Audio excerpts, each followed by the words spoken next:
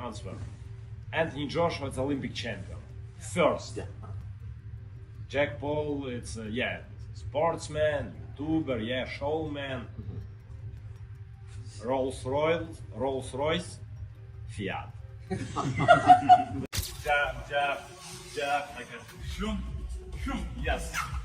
People will criticize you for going 6 rounds with Jake Paul. How do you feel about that? I deserve it. Oleksandr Usyk didn't hold back in his reaction to Anthony Joshua's knockout of Jake Paul, using a vivid metaphor to underline just how wide he sees the gap between the two fighters. On the eve of the bout, the undisputed heavyweight champion famously likened Anthony Joshua to a Rolls-Royce and Jake Paul to Fiat, making it clear that in his view, this wasn't a competitive clash of equals, but a mismatch of experience and pedigree. You won? Anthony killed this guy. Listen, a lot of questions, blah blah blah. Only one my answer. Anthony Joshua is Olympic champion. First. Jack Paul, it's sportsman, YouTuber, showman. Rolls Royce, Fiat. Oleksandr Usyk is widely regarded as one of the most technically proficient heavyweights of his generation, with victories over top contenders and former champions, such as Anthony Joshua himself. His opinions carry weight because they come from inside the ring. You don't box this guy. It's like, how can I explain it to you in a way you understand? We can't box him. He's just too good. He's just unbelievable great. Yeah, forget good, he's amazing. Yeah, he's great, he's amazing. He's like the white Muhammad Ali. He might not talk like Muhammad Ali, but he is the Muhammad Ali of the last generation. You understand? We have to give him the credit where it's due. Yeah. In the interview following Anthony Joshua's 6th-round knockout of Jake Paul, Oleksandr Usyk's manager Sergey Lapin described Joshua's performance as a solid step in his comeback after a long layoff, calling the fight a nice fight and hinting that it could lead to bigger matchups later in the year with top heavyweights like Tyson Fury. Lapin acknowledged Paul's courage in repeatedly rising after being knocked down, noting the YouTuber-turned-boxer showed heart despite facing a much stronger professional puncher, and that Joshua's power was a decisive factor.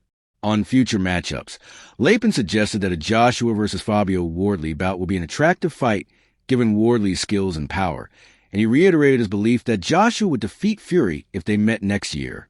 Regarding Usyk's plans, he said his team is in ongoing discussions about a potential bout with Deontay Wilder, possibly around June or July, though details were still being worked out at the time. And here with Sergey Lapin. Sergey, Anthony Joshua stopping Jake Paul tonight. He had a message for Tyson Fury, greedy belly. What did you make of that? Nice fight. Before 1 year, not work, not training, and now today this first step. Yes, maybe second step, one more opponent, one more fight, and. Maybe we see fight Fury and AJ in September, November. I don't know. Good fight. Yeah. What did you think of Jake Paul's performance in there? He kept getting up, showed bravery. What did you make of Jake Paul? For me, I like this guy. Good. This guy 5 years training boxing in have big heart. He stand up 3 times, and stand up and fight. This not AJ punch very strong. What about obviously Usyk is no longer WBO champion. Could we see AJ and Fabio Wardley now? This is good fight. I think this is good fight. Fabio, good boxer, good puncher. I think this is nice fight. Lastly, Tyson Fury, if he fights Joshua next year, what happens? I think AJ win. Any update with Usyk Wilder? We work, teamwork, working. Maybe June, July. Where could that be? Here? I think, I don't know, maybe. Joshua trained with Oleksandr Usyk's team ahead of his fight with Jake Paul. After splitting from longtime trainer Ben Davidson, Joshua confirmed that he spent several weeks training at Usyk's camp in Spain with members of the Ukrainian champions coaching team in the lead-up to the December 19th bout. Joshua said he worked with Usyk's team, including his strength and conditioning coaches, and boxing staff to sharpen his skills, footwork, and technique as part of his preparation for the Paul fight. The structured environment of Joshua's camp, reinforced by the input of veterans, underscores the fighter's commitment to maintaining peak performance. Oleksandr Usyk, his team, it came a bit of a shock to the boxing world. How did that come about, and how did you feel that you guys meshed? So I spoke to Sergey, who works with Usyk, and he invited me down to their training camp, ultimately just to do some rounds. There was nothing more to it, but our schedules didn't align at the time. And I then spoke to Tom Hall, who's a good friend of mine, and he said, look, let's try and find some time in your schedule. Put boxing first and go out there. They're a very good team. You want to win, they're winners. If you want to win, surround yourself with winners. Spoke to Eddie, spoke to family, everyone said it's a good idea. I was initially going to go out there for 2 weeks. That turned into 3 months. That turned into a fight, and long may it continue. It's been a really good experience, a really good eye-opener, and I think I can definitely do more. I done well, becoming 2-time heavyweight champion of the world, but I think if I would have known what it takes, I think I would have been undisputed. To the young fighters coming up, you have to work harder. If you really want to win and you really want to get to the top of boxing like Usyk has, you have to work harder. And that's what I've learned with these guys is hard work doesn't lie. Usyk emphasized the respect and brotherhood he feels towards Joshua, highlighting the champion's exceptional skill set.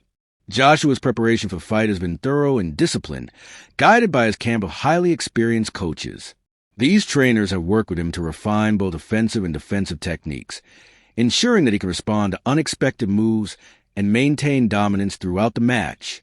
Training sessions reportedly include a blend of traditional boxing drills, strength conditioning, and strategic sparring, all tailored to counter Jake Paul's unique style. Career where he's trying to rediscover a little bit of that confidence. He's gone to Oleksandr Usyk, where we're hearing reports he's out there training with Usyk and the team, trying to pick up something, trying to rediscover something. That's very strange, Paul, isn't it?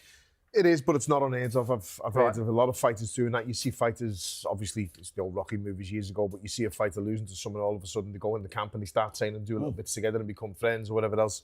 I think it'll do Joshua no harm travelling, but as you say, he's a little bit long in the tooth and he's a bit on the back nine rather than the front nine, where that experience would really come into play. But I'm just looking at his record here. He obviously after the Usyk fight, he'd come back and he had 3 fights and then the Ngannou demolition job. Yeah, Jermaine Franklin, he had Robert Helene, yes, he had Otto Wally, and he smashed Ngannou, which everyone went hallelujah for, right? Yeah, but he's obviously not in like the BoxRec rankings to see where he is. But the Dubois fight is a fight where what you've just said then, Spencer. Like, Meanwhile, Simon Jordan was not impressed with how Anthony Joshua handled Jake Paul. Even though AJ eventually scored a knockout, Jordan argued that Joshua hardly threw any meaningful punches in the early rounds, suggesting the fight played out more like an entertainment spectacle than a serious boxing contest. According to him, Joshua could have knocked Jake Paul out any time he wanted to, but opted to hold back, in part to prolong the show rather than to dominate from the opening bell. Jordan specifically said that while Paul proved he could run, Joshua didn't really land anything of consequence for much of the fight, highlighting a lack of urgency and real offensive output before the late stoppage. You can watch it and you can go, well, I get the gist of it. Why have you got to turn it into 10 episodes? Because I'm dying with boredom after episode. Are you telling me that Netflix probably emphasised, listen, guys, take this as long as you can? Anthony Joshua didn't step, irrespective. I sat to all these guys, whether it be Spencer or Paul Smith, talking about the fact that Jake Paul couldn't run, didn't have the footwork to be able to move around the ring and get away from Anthony Joshua. And irrespective of the fact that he proved he can run, I mean, we knew he could run because he's got legs. But the fact of the matter is, Anthony Joshua, as an elite fighter, and all this ring rust cobblers, he's not the Tin Man from The Wizard of Oz. He was fighting against a YouTuber who hasn't got any level about him. So with due respect to the situation, Anthony Joshua didn't throw any meaningful punches. Even the punch that he knocked him out was an arm punch. And you look at the reality and you think to yourself, Anthony Joshua knew what he was in with. He's been broken into America now as a media star alongside being a boxer. Netflix have got some wonderful content, and Jake Paul runs around doing what Jake Paul does. So everybody wins, and only the people that don't win are the people that go, well, look at... And even the people that think Anthony Joshua is a busted flush now go, well, that proves the point. Well, maybe it gets him a fight against Fabio Wardley, because maybe it lures Fabio Wardley into the thinking that actually, I'll have this version of Anthony Joshua, and then the real version of Anthony Joshua emerges. The bottom line is,